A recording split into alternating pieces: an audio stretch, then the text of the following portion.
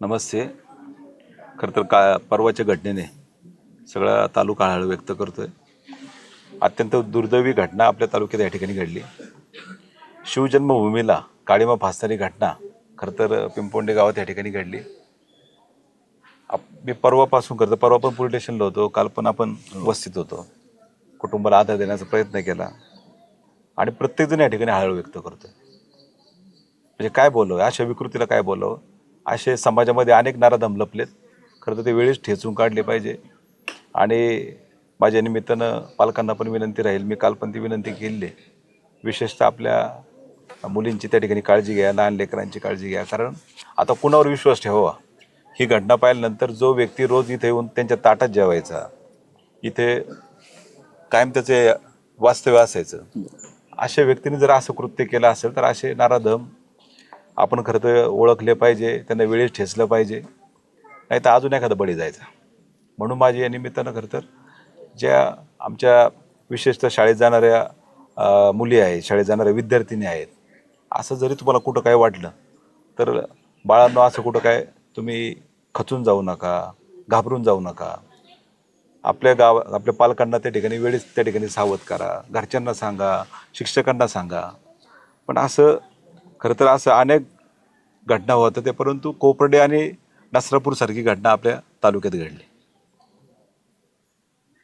आणि कोपर्डी, नसरापूर असेल, सगळ्या महाराष्ट्राने हळहळ व्यक्त केली. आता पण पिंपोंडीची घटना सगळा महाराष्ट्र या घटनेमुळं खरं तर हळहळ व्यक्त करतोय. आता मी मागाशी पाहिलं, आमच्या अक्षदा रडत होती. म्हणजे इथं येणारा प्रत्येक जणाच्या डोळ्यात पाणी आहे. या संदर्भात खरं तर विशेष SP साहेब असेल, DYSP साहेब असेल, इथलं पोलीस प्रशासन असेल, त्यांनी वेळीच पावलं उचललीत तशी. पण तरी पण सगळ्या तालुक्याची मागणी आहे, फक्त पिंपोंडे गावची नाही, त्या कुटुंबाची नाही, तालुक्याची मागणी ही फास्ट ट्रॅकवर घेऊन त्या आरोपीला कठोरात कठोर म्हणजे फाशी शिक्षा ही ताबडतोब करावी.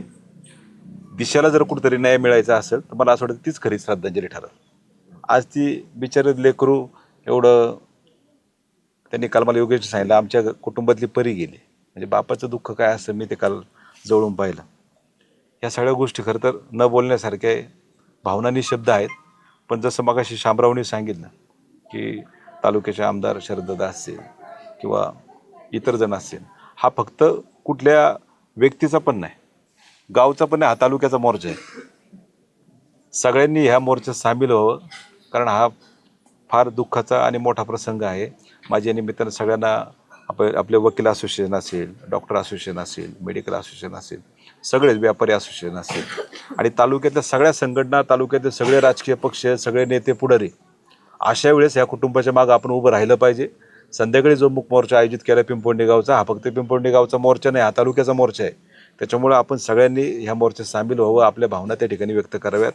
कारण हे आता महाराष्ट्राला समजलं पाहिजे, शेवटी आपली शिवजन्मभूमी आहे. छत्रपती शिवाजी महाराजांचे या ठिकाणी विचार आहेत, आई जिजाऊंचे संस्कार आहेत.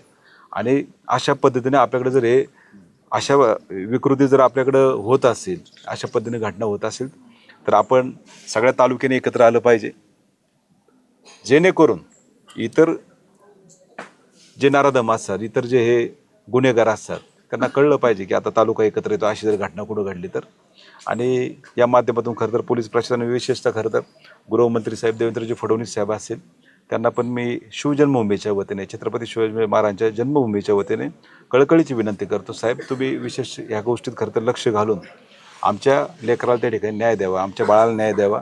खरं तर दिशा गेल्यामुळं या कुटुंबाची आणि गावची, तालुक्याची खरं तर दिशाच बदलली.